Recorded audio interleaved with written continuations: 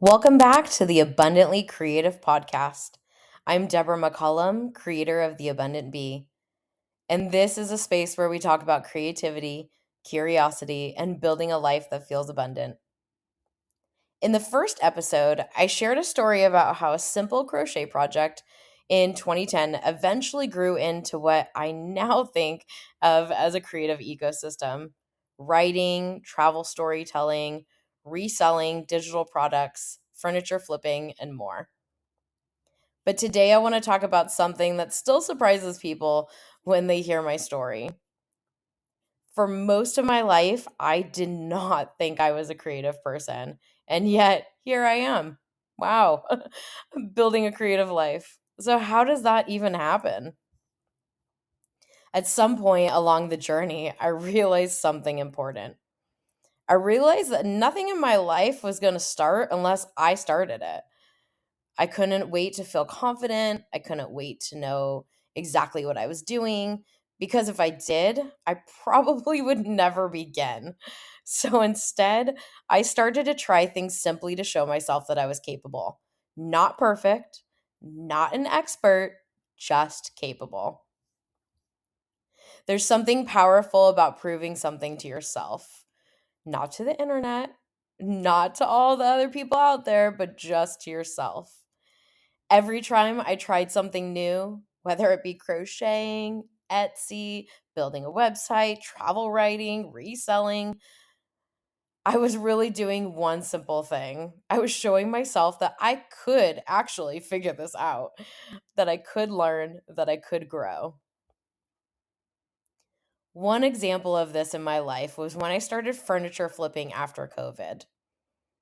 I had really never done anything like that before. And honestly, I wasn't the best at it. But I also wasn't bad. Some pieces turned out better than I ever expected. And some, well, let's just say I wasted a lot of paint. But I kept going. I kept trying different things, different styles, different colors, different approaches.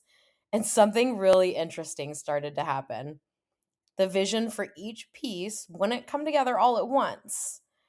It would actually appear as I was working on it. As I was sanding, painting, stepping back and looking at it, the ideas would come. And that taught me something really important.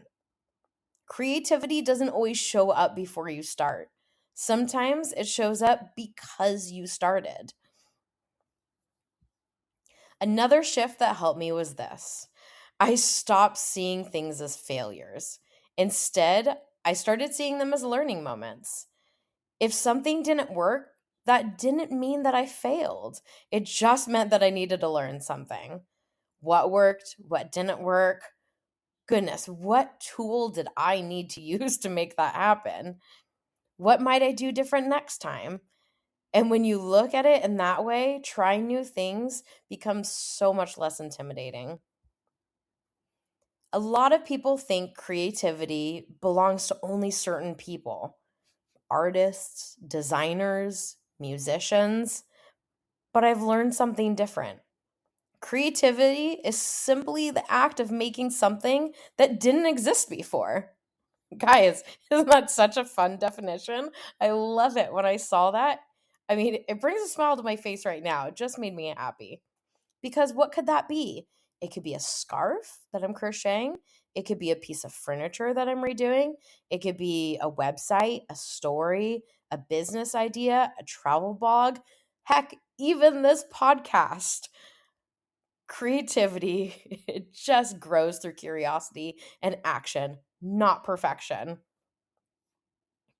Many of you may have even asked, "Hey, Deborah, why is your podcast only audio right now?" Well, I'm still bridging that gap, guys. I am still learning how to do this. I would rather learn how to do this one audio first, then we'll move into videos. So that's where it's going to be right now. That's where it's going to land. One of the biggest shifts for me was when I stopped asking myself, am I good at this? And I started instead asking, am I curious about this? Because curiosity will lead you to try. Curiosity will lead you to learn. and learning will eventually lead you to create. If you're listening to this and you feel like you're not a creative person, I want you to know something. Just like I said in the beginning, neither did I. Creatively, creativity didn't suddenly appear in my life because I became talented overnight. It showed up because I kept trying things. And every time I tried something new, I showed myself that I was capable. So if there's something you're thinking about starting, a project, an idea, something creative, maybe the next step isn't figuring out how to do it perfectly. Maybe the next step is simply just trying it and seeing what happens. Before I wrap this up today, I'd love to hear from you. What are some things you've tried recently that surprised you? You can share them here in the comments on Substack. Or if you're watching this on YouTube, you can share it there as well. I would truly love to hear from you and love to hear your story. Thank you so much for listening to the Abundantly Creative podcast. You can follow my writing, my creative journey on the Abundant Bee on Substack, where I shape deeper reflections on creativity, travel, and building an abundant life. Until next time, keep creating, keep exploring, and keep living abundantly.